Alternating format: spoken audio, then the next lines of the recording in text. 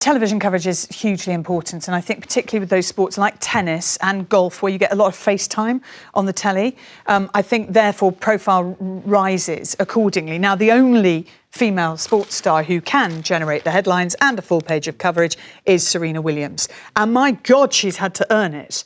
You know, we are looking at the most successful athlete, female athlete who's ever existed. And obviously she's very good at generating stories as well. And she is a hugely empowering figure. When we come to look at sports icons of the 21st century, Serena Williams is going to be right up there. She might well win it.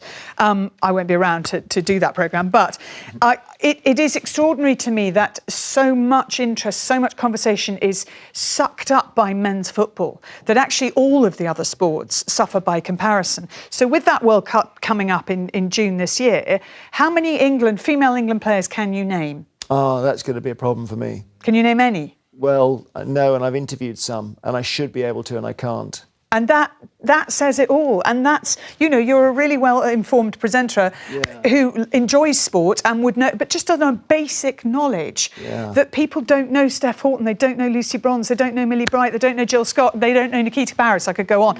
But I find that desperately sad. I find it incredibly unfair as well, and I find it damaging for girls in our society, because I think they deserve to be able to look up to these people. They want to know more about them. Charlie Hull, for example, just won the first European Tour title of the season, weirdly in Abu Dhabi, but that's the way Europe works in golf, and barely any coverage at all. Georgia Hall won the Women's Open last year. You wouldn't know what she looked like, but obviously you know what Rory McIlroy or Tommy Fleetwood. Absolutely. And it's that disparity. I was so pleased, though, when the netball team won Team of the Year at Sports Personality of the Year, and actually won Sports Moment of the Year as well, which was a public vote. There's definitely an appetite there for it. Amazing? Wasn't it an Olympic moment where suddenly the whole country just happened to tune in to us versus the Netherlands? Oh, in the hockey. It was, and I ended up watching it. The news was delayed, and then I found the whole country was watching it because we all got wired in via social media. Absolutely, I had to keep saying, and the news has been delayed, and I got a message from someone who works for the BBC saying, "Don't worry about it, you are the news." Like, hang on in there. Now Martin, is there any sort of counter to this on standards or what? There is. I don't think sport is sexist any more than I think the modelling industry is sexist, where the top 100 paid people are women, because they simply command greater box office because of their commercial value. And if we look, the top 100 paid models are women. Are you sure about that? Well, you don't think David Gandy is in the top 100? Well, he might be. Well, exactly. Yeah. So that's but the not vast majority will be women, because they just simply command more money because they are more of a commercial commodity. For example, Ronaldo can sell sort of millions of shirts, and that's why his earnings are so big. If we had a corresponding female talent who could have the same commercial clout... On that argument, 100 years ago, Martin, women's football in this country was getting audiences 50 to 60,000. It was then banned by the FA. That ban lasted for 50 years. Sorry, I get really angry about this.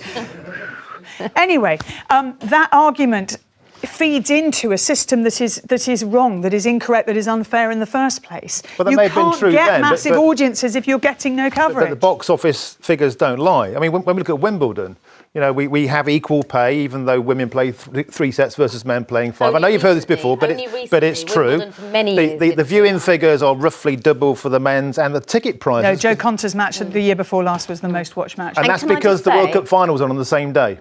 Typically, over any period of time...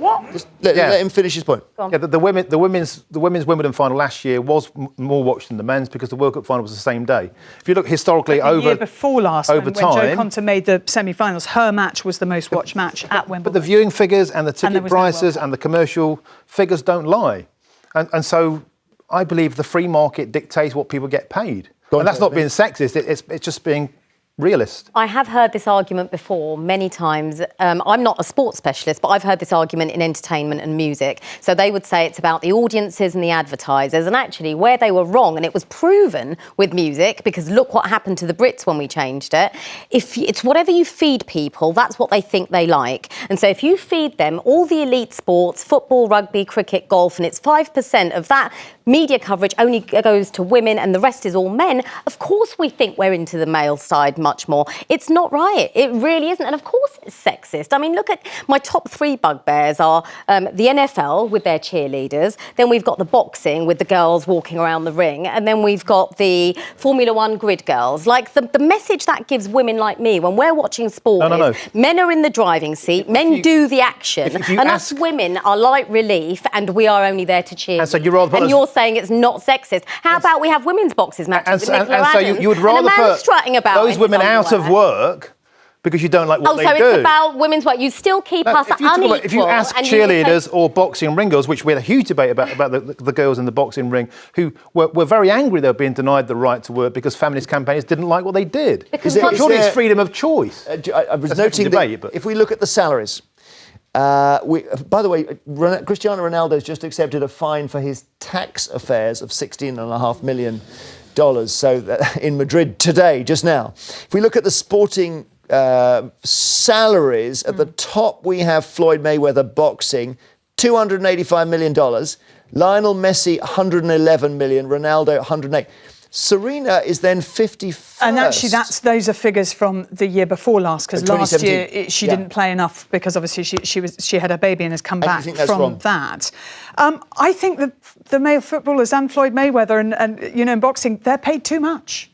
Honestly, we could solve most of our debt crisis with what they are paid. They're paid way too much. There is an overinflation of male sports stars, and obviously a complete underappreciation of women. People tune in and spend £25 on a boxing match because it's Mayweather. That's why he's paid this much, because he sells tickets. It's bums on seats, it's not sexism. That's because we've built up the male side of the industry in all sports to make it look like we're only interested in the male stuff. If you had more of this women's stuff covered in the media, that wouldn't be what would happen. Perhaps the athletes are stronger and faster and more dynamic, and they want to be watched more, perhaps. You were very keen on Torvill and Dean, weren't you? I loved them to bits, OK. The Torvill and Dean's gold medal at the Winter Olympics was, for many years, the most watched sporting event of ever. Huge. And the reason the sporting events will suddenly get a massive figure is because they, A, involve a woman, and B, appeal to women. This is not a macho alpha. Look at it, beautiful. Oh, it's beautiful. Yeah. But this is not a macho alpha sport. There is a purity. It was amateur at the time as well. There is a purity to what Torvill and Dean did and what they achieved. And there's a purity in Mayweather knocking 7 bails out of somebody. Well, for a different reason. This is fascinating. Storm. Interesting views. So we're going to go to the phones, and we've got John from South Wales who thinks men's pay should be decreased. So that's what Claire's saying, John, that the men are paid too much. Is that right? Oh, I love Claire's having a little bit of a meltdown here. I love her. She is absolutely 100% right. I mean, you've got too many male prima donnas in football. Pointing questions, stood in front of the television in the pub. We was watching England women's game playing, all right? And everybody in that pub said that was a far more enjoyable match, right, than watching Man United or watching Tottenham or anything like that. There's a wealth of talent in women's sport, no matter what you play. Everything right the way across the board. Same rules, same pitch, same pay. OK. That's what you should be having. All right, John, thank you. Storm. We've got Stuart from Worcestershire next. Stuart, what do you think? I just think sport is a business. I think people need to realise that. And if you get people through the door, people will pay, although people do struggle to pay for sport. So are they going to pay to watch the men, or are they going to pay to watch the women? Women are way behind in playing pro sport, thanks to sexism, admittedly. Back in the day, you couldn't even pick up a racket. But these days, you need to wait, have some patience. Eventually, the sponsorships will come, the corporations will come, but you need to get more women taking more responsibility in going to the actual women's events. All right, thank you very much. OK. The FA thing, I saw a play about it once, actually, about the banning of women's football. It's really interesting. Should they, just in a word, should the FA apologise for that? They sort of have, but what'll be interesting is actually the centenary of that ban, 2021 European Championships, Women's European Championships here in the UK. OK.